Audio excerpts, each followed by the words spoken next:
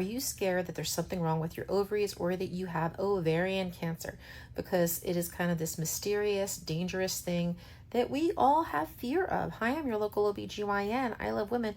And are you supposed to be screening for this in all seriousness? And what does that even look like? So the deal with ovarian cancer is that it is really sneaky and secretive until it is a very big problem, because your ovaries are these like tiny little walnut shaped guys that float inside of your abdomen. So if your tubes, your ovaries make cancer cells and they kind of mutate and show up and then they start to grow, those cells are sloshing around all through your abdominal cavity. And first they're kind of like in your ovary or tube, and at some point, like all cancer cells, they're going to explode and go somewhere else. And those cells have total access to all of the organs in your abdomen. The problem with ovarian cancer is it is really, really, really hard to screen. It's not like a colonoscopy or a pap smear where you can get something regularly looked at or sampled, because the ovaries, they change the way that they look every month depending on where you are in your cycle. Some people have larger or smaller ovaries depending on history or dermoids or other cysts that they may have had present. So are we just supposed to suck it up and pray, or are we supposed to do something different? The screening for ovarian cancer is junk.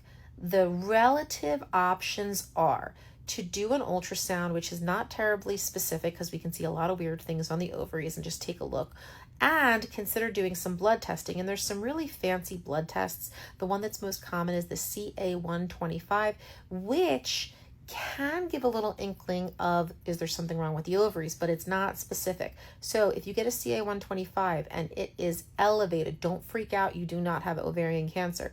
It is something that needs to be looked at, but it can be elevated with not just ovarian cancer, it can be elevated with endometriosis, recent infections, pneumonia, autoimmune inflammatory processes.